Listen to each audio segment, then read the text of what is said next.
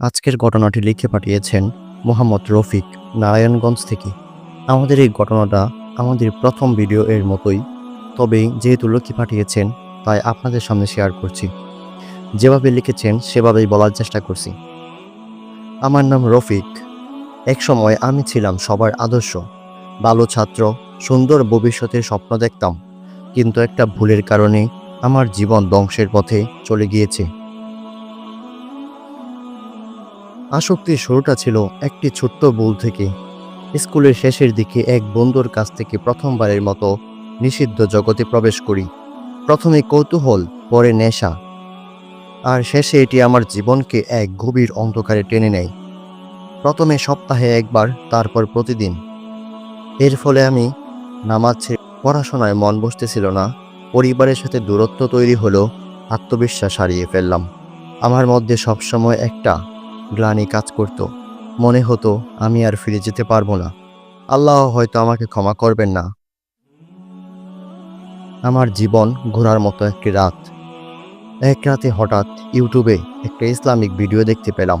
সেখানে বলা হচ্ছিল, আল্লাহ তোমাকে কখনো ছেড়ে দেননি, যত বড় গুনাহ করো না কেন।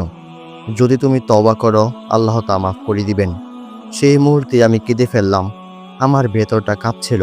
আমি বুঝতে পারলাম, এখনই যদি নিজেকে না বদলাই তাহলে চিরতরে হারিয়ে যাব। মুক্তির পথ। ধাপে ধাপে সেই আমার পরিবর্তন। আমি রাতারাতি বদলাতে পারিনি, তবে কিছু ধাপে ধাপে চেষ্টা করলাম। প্রথমে মোবাইল থেকে সব হারাম কন্টেন্ট ডিলিট করে দিলাম।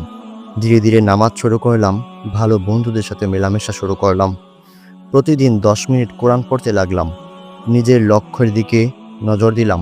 জীবনটাকে অর্থবহ করতে চাই।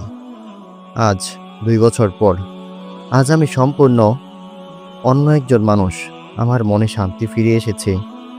এখন আমি চাই অন্যরাও যেন এই জালে আটকে না থাকে। আমি জানি মুক্তি পাওয়া কঠিন, কিন্তু অসম্ভব নয়। আমার পক্ষ থেকে তোমাদেরকে একটা বার্তা। তুমি যদি এই আসক্তিতে পড়ে থাকো, তাহলে তুমি তোমার আজই সেই প্রথম ধাপটি নেও। আল্লাহর দয়া সীমাহীন, যেটা আমি বুঝতে পেরেছি। তুমি যত গুনাহ করো না কেন, তিনি তোমাকে ক্ষমা করে দিবেন এবং তিনি তোমাকে গ্রহণ করবেন। তোমার মূল্যবান জীবনটাকে নষ্ট করো না। আল্লাহ আমাদের গুনাহ থেকে মাফ করুক এবং সঠিক পথে ফিরিয়ে দাও। আমিন।